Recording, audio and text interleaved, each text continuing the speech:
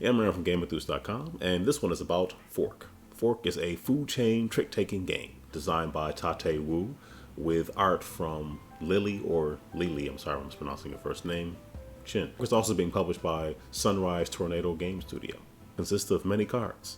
You can see those cards right now, slowly pulling out, showing you what a lot of the cards look like, but not explaining anything as to what they do. I'll get to that.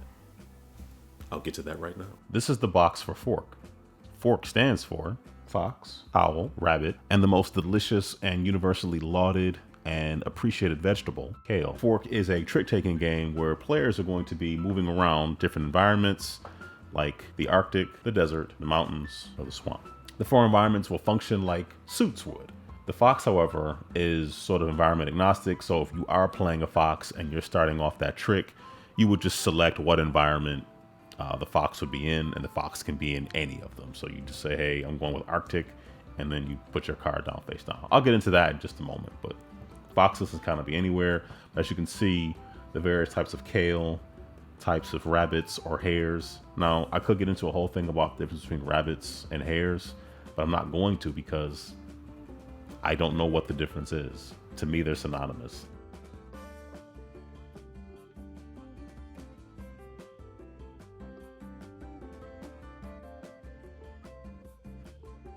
Players call it the environment they're going to and play a card. As you can see, there are different types of kale, rabbits/hares, owls.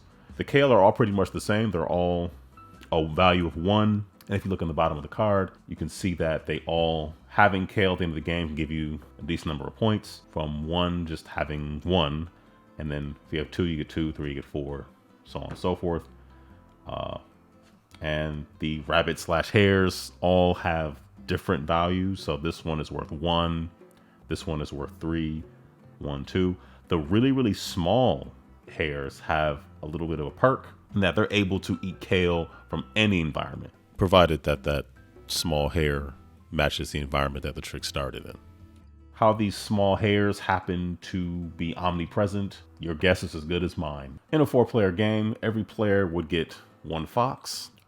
In addition to that fox, every player would get 12 cards, so every player would have 13 cards in a 4, 5, or 6-player game.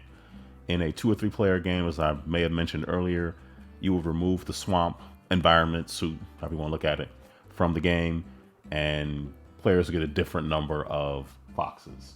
In a 2-player game, both players would receive 3 foxes, and in a 3-player game, each player will receive 2 foxes. So just some minor differences there. The youngest player will go first, and if you're playing multiple games back to back to back, the player that will go first in the subsequent game is the player who had the lowest score in the previous game. Our 4 players just happen to be 4 Game Boy Advance games. It just happens that way. We have the Proud Family, Super Monkey Ball Jr., WarioWare Twisted, and everybody's favorite, and the very well-known Wade Hickson's Counterpunch. So the youngest player is going to be player 1. Like I said earlier, this is a trick-taking game. So every player is going to take a look at their hand, and they're going to play a single card. But when you're starting a trick, you're going to call out what environment you're playing the card into. I'm just going to move this around just so we have a little more space. I'll put this over here. Don't worry, you can still see it. And I'll move this up here. The game probably will not be coming with a marker for setting which environment/suit you're playing a card from, but you can use whatever you deem necessary. I decided to use the prototype Farmer Edith from the prototype of Three Sisters. That's just me. All right, so I'm gonna take a look at what I have here. So I have kale, a jackrabbit, more kale, an Arctic hare.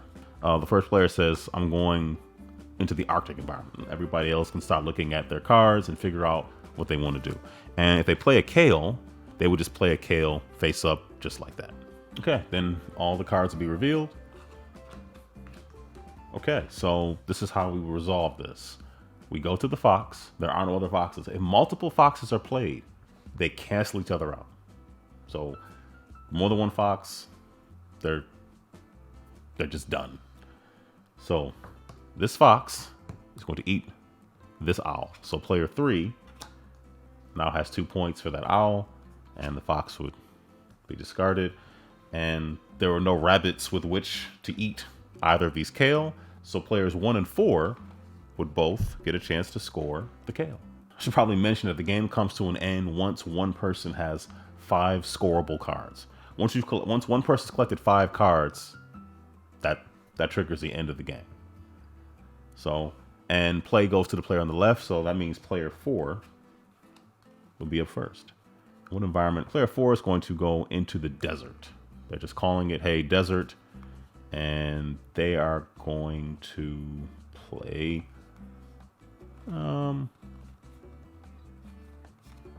Black-tailed Jackrabbit. They're going to play that. So these are all the cards that are in play for this trick. Let's reveal. So the owl can choose between either one of these jackrabbits, but if you notice, they're worth different point values. So the owl is probably going to go for player 4's jackrabbit because it's worth 2 points, whereas player number 1's jackrabbit is only worth 1. So the owl's going to go ahead and take that one, and they've been eaten. That's it for the owl. And then player 1's jackrabbit is going to go ahead and eat player 3's kale.